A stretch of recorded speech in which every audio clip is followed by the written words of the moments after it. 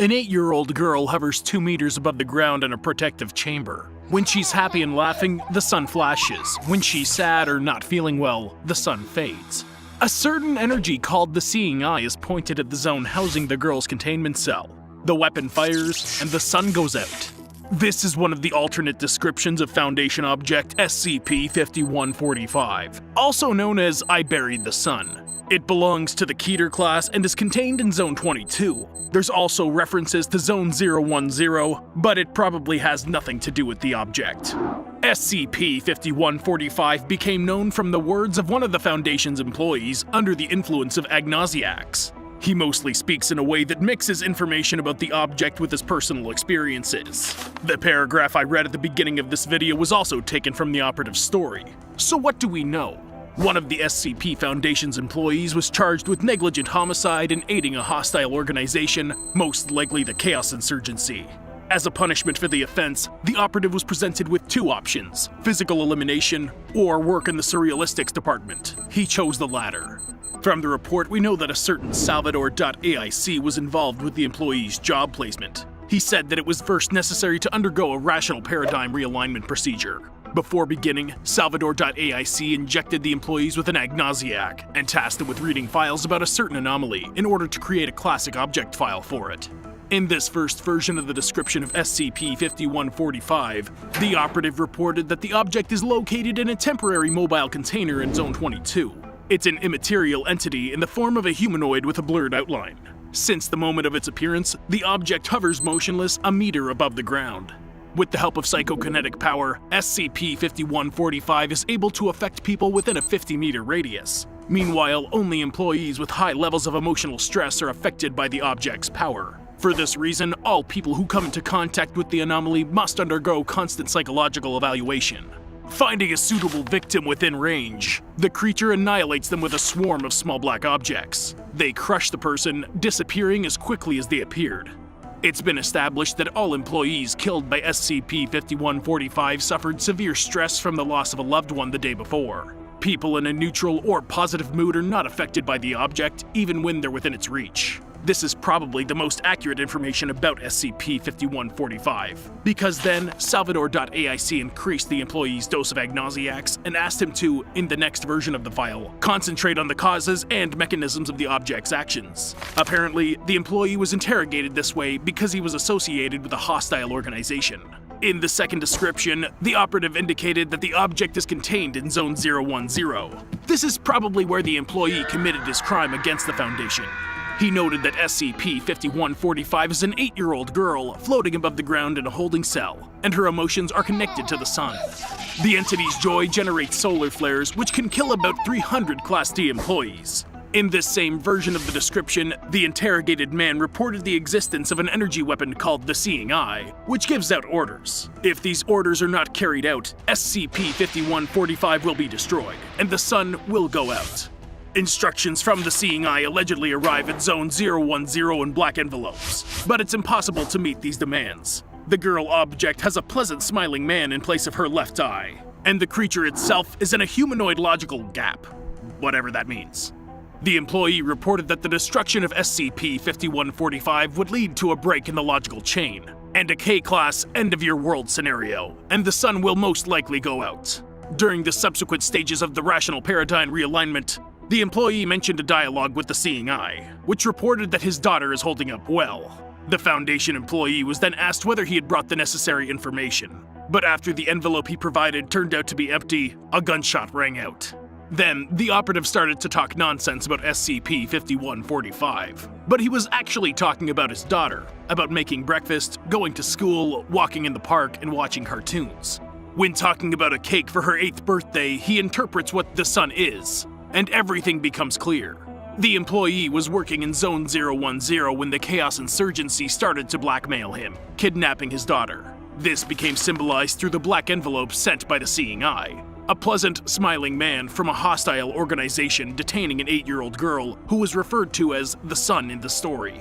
She became a humanoid prototype of SCP-5145. The employee didn't comply with the Insurgency's demand and his daughter was killed. Hence the object's name, I Buried the Sun. Given the fact that the operative talked about the need to do dishes, and the fact that Salvador.aic advised him to stop mentioning them, it's possible that not only was his daughter hurt, but his wife too. However, there are no further prerequisites to confirm this idea. Over the course of the procedures, they kept increasing the operative's doses of agnosiac. It made his nose bleed, and by the end, it looked like all his teeth had fallen out. At any rate, the report has a separate column for this, and the word "no" appeared in the last two versions of the report. Agnosiacs are used to disrupt a person's habitual perception. They can help them look at a situation or a set of information from an alternate point of view, but oftentimes the results they achieve seem meaningless, as they did in this case. In his conclusion, the employee once again described his vision of SCP-5145. He reported that the object needed to be relocated to another zone. Its containment cell was to become an office for the operative himself, in which there must be no windows or photographs. He'll spend at least 9 hours in close proximity to SCP-5145 every day and never leave the zone. After that statement, Salvador.aic welcomed the employee as a doctor of surrealistics. This time, the operative described the object as a physical manifestation of a logical break. According to him, SCP-5145 spontaneously appeared in Zone 22 due to persistent denial of emotional indicators and a multitude of colluding, non-existent emotional expressions in employees. That is, the object came to be through a contradictory lack of emotions among Foundation employees. You can agree that working there involves a constant struggle with one's emotions. SCP-5145 tries to fill this gap. Therefore, it selects emotionally unstable employees as its victims. The document also states that with the right rational paradigms, a certain generator of proper emotions was created, one that puts a seal on SCP-5145. But this method of containment is temporary and needs to be consistently replenished. It's clear that after the Foundation found out about the information leak, they sent the mole to the Surrealistics Department. In the reports of Salvador.aic, it was stated that the operative voluntarily went through the rational paradigm realignment procedure. This point raises several questions for me. Very little is known about the employees of the Surrealistics Department. I only came across this name while studying SCP-4923, an object related to the subtleties of the perception of reality, and the resistance of employees to any psychological influence on their consciousness. But it all comes down to the fact that the procedure performed with the Foundation employee is, itself, the act of replenishing the generator that retains SCP-5145. He has experienced a lot of stress. First, blackmail, and the kidnapping of his daughter, then fear of the Foundation after his betrayal, the death of his child, and then his disclosure. That is, he assumed the role of the restraining seal. This scenario confirms the operative's assignment as a doctor of surrealistics after his request to settle in the object's chamber. But some things are still left uncertain. I see 3 plausible scenarios for the progress of the outlined events. First, the anomaly was created by the employee himself, in an attempt to save his daughter while meeting the demands of the Chaos Insurgency. Second, the object's emergence isn't related to this employee, but he was involved in the process of the entity's containment. And the third option, the object doesn't actually exist. Now, we'll address these in order. In favor of the first assumption, the employee said several particularly incomprehensible phrases during the procedure. In particular, he spoke of flashes on the sun when the girl object was in a joyful mood. Allegedly, they could have killed up to 300 Class D employees. The operative himself is charged with manslaughter, but who he killed isn't specified.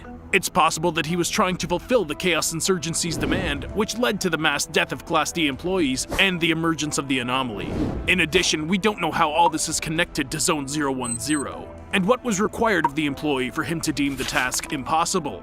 And an equally strong argument in favor of this theory, the object is called "I Buried the Sun," and it was this very employee who spoke of it. I've actually already described the second variant. It consists of the fact that, regardless of the mechanism of the object's emergence, the operative was sent to the Surrealistics Department to restrain the entity.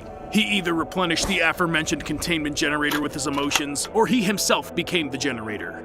But I'm considering another possibility. What if the story with the object was just made up to interrogate the traitor? The employee was pumped full of agnosiacs and given information to read about an anomaly that destroys those who recently lost a loved one. What a coincidence. Not only was the operative tortured, you remember that he lost teeth by the end of the procedure, they also decided to intimidate him. In combination with the agnosiacs, his mind began to paint a terrible picture. The Foundation could have resorted to such an insidious method to find out the details of the data leak.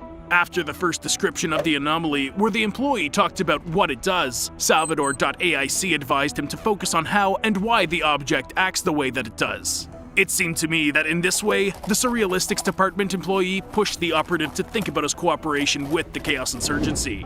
As a result, there was practically no information about SCP-5145 in the subsequent stories. The man only spoke of blackmail and his murdered daughter. The absence of a classic file on SCP-5145 in the Foundation's database also supports this theory, as does the extremely sparse data on the Surrealistics Department. In the end, there are a lot of objects in the Foundation that are, one way or another, associated with an influence on perception and consciousness. These guys ought to have enough work to do. They should be remembered more often. But I have to confess that I'm not discounting the scenario described in these documents. Given the number of objects in the Foundation zones and their power, I wouldn't be surprised if a new anomaly had popped up. What do you think? Which scenario is closer to the truth? Or maybe you have an entirely different theory. Share your thoughts in the comments below, like this video, and don't forget to subscribe to my channel. Yours truly, Detective Void.